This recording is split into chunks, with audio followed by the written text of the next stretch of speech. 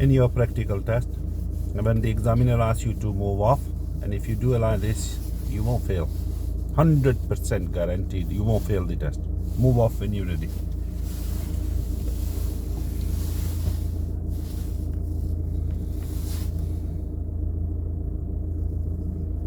Can you take 5-10 seconds? Yes. If it's not safe, take longer.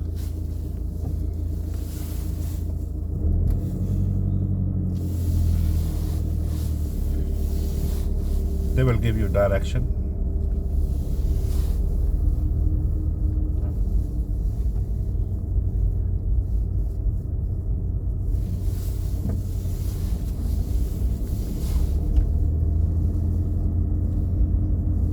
Turn left.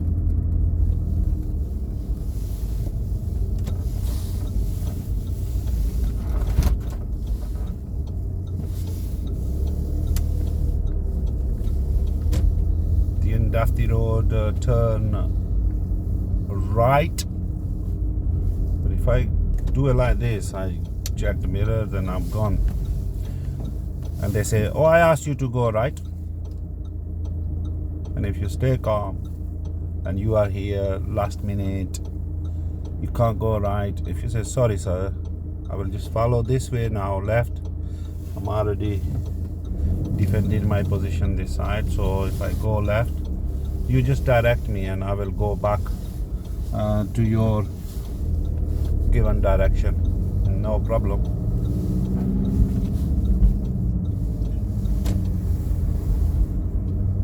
Can you drive like this? Can you be calm, and can you do things in your own time rather than just don't know what to say, but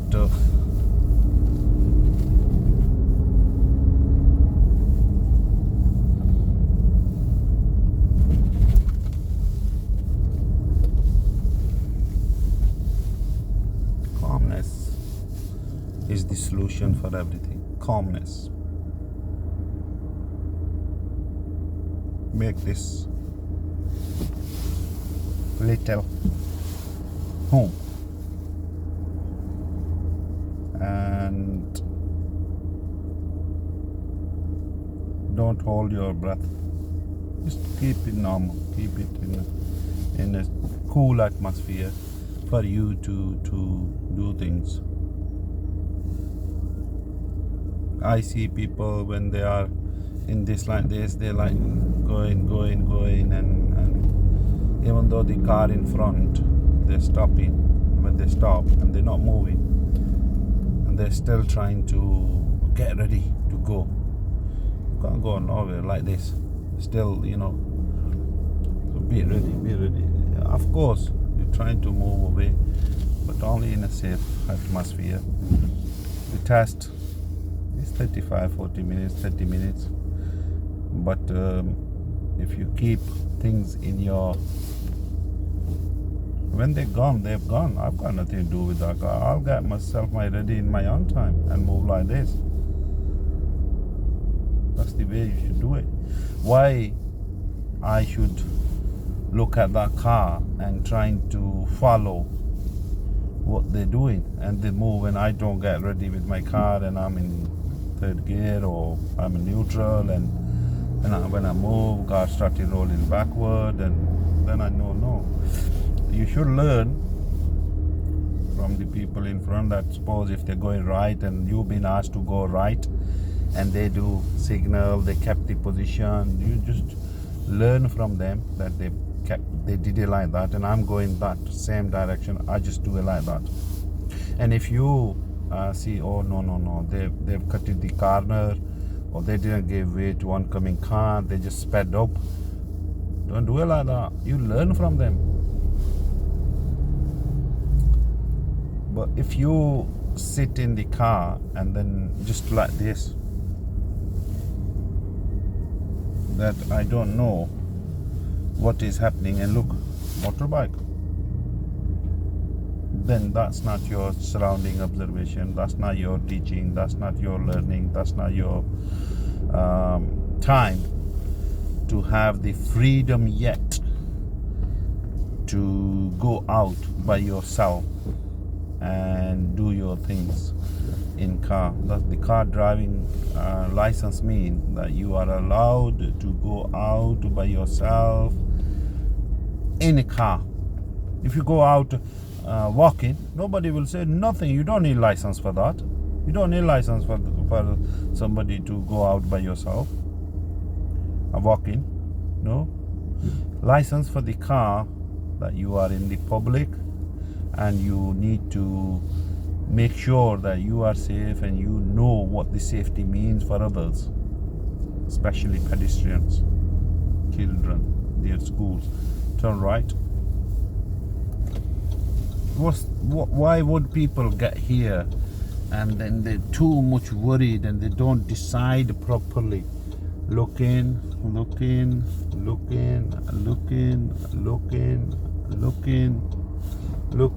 safe.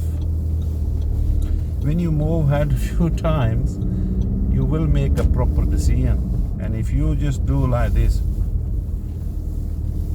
and then there will be somebody that you will not give them a response, and then you will fail. Lane change, moving into the correct lane and doing things in the time that suits you. That's what matters in the driving.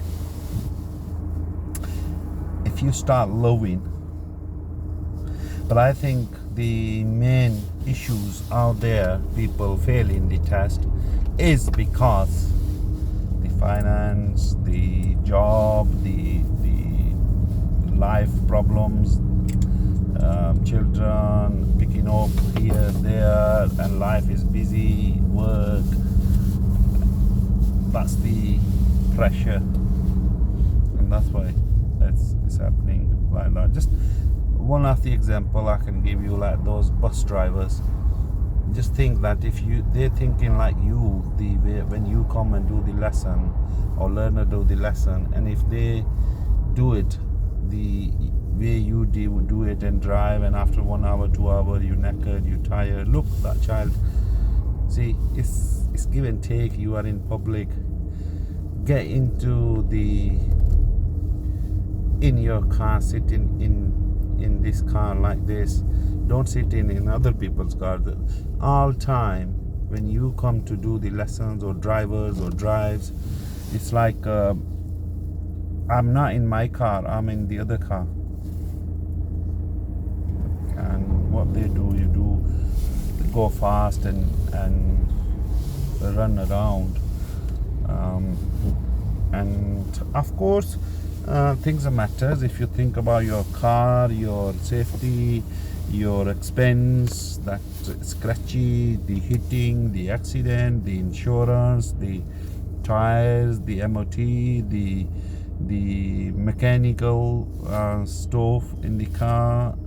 Once you have all that sort of responsibilities in your mind, that if something goes wrong, that's me who will be having that impact on my life or pocket or the other aspect of the life.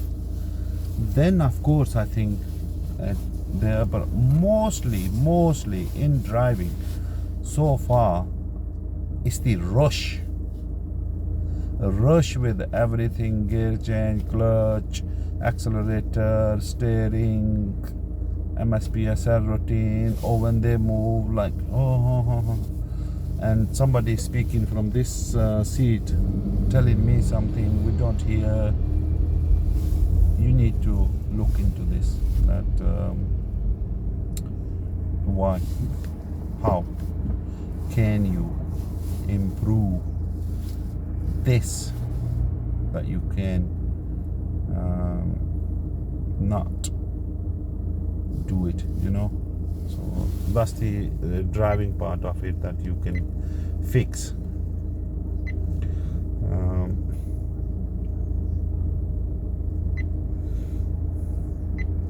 Other than that, is the confidence. And why the confidence will build up and how it will build up when you have knowledge about your priorities. Like priorities mean what we say priorities, that I'm turning right. I need to see now, do I have a right of way to go or I don't? And most of you, when you do theory, you know all this little bit knowledge, information. Yeah. Now, if I am not looking at these lights, when the taxi will go, look, they've gone. I knew the taxi will go. I should run behind. That's me. I'm driving that taxi, not this car, because I know I have to stop now. They was on the way. They can go. I can't. So keep these things in your mind so you know.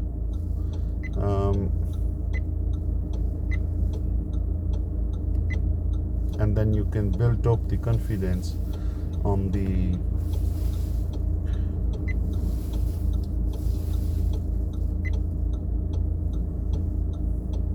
driving side of it.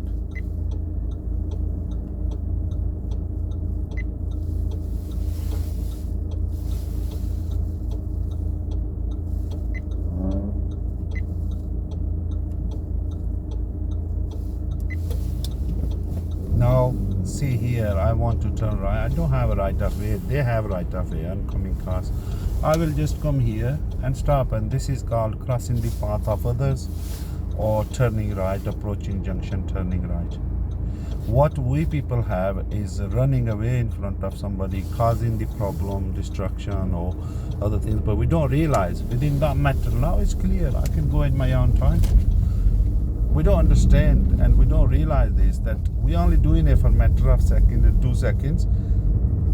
The game is only in driving second, 2 second way to go or leave or take it or leave it. But on the other side, if I go in front of turning right, and if I cut the corner, or if I go right in front of somebody and I don't have right time for that, and they're coming fast and they crash into me, what will happen then? If the car is written off, or if something big happened like accident and then somebody died, what will be the biggest consequences? So let's start from lower level, that you will damage your car, you will get damage their car. It matter will go to insurances. Insurance will put your premium up because it's definitely your fault. These days everybody has footage in the cars, and when you give statement and tell insurance, when they ask you what was the scene of the accident, what happened, what was your speed, what was their speed, what was you doing, what were they doing, and when you tell them, they will make that decision. You can't just deny that. And they will have to pay that insurance company if you are fully competent. Even if you're third party, they will have to pay them, and third party, that means you won't get nothing. Your car is gone. And if you're fully comp, they will repair your car for the next year. Suppose these days, if your insurance is roughly about £1,500, that's average. Now the next year, depending on the damage that you've made, and you will lose the no claim bonus, the same premium that you paid £1,500 for this year, for the next year it will go up to £3,000. They double it. Then if a matter goes to the serious and dangerous and careless driving and police involves, they will give you fine, they will take you into court, they might give you points, and if you get 6 points within the first 2 years, you will lose your license in theory again. And if is more serious, then they ban you. See, when you start naming these issues behind each and every mistakes, we speak and tell you not to do it, avoid. There is so much consequences behind those things, but people don't understand this. People just think that okay, but then on the other side, if everything goes smoothly well and you don't get into these troubles, which in an instructor car, very rare that you will go in it because they will take control. But when you go into the driving test, then even though nothing has happened, but in driving test, all these little nitty gritty they will take into account and they will never pass you. Hope this helps.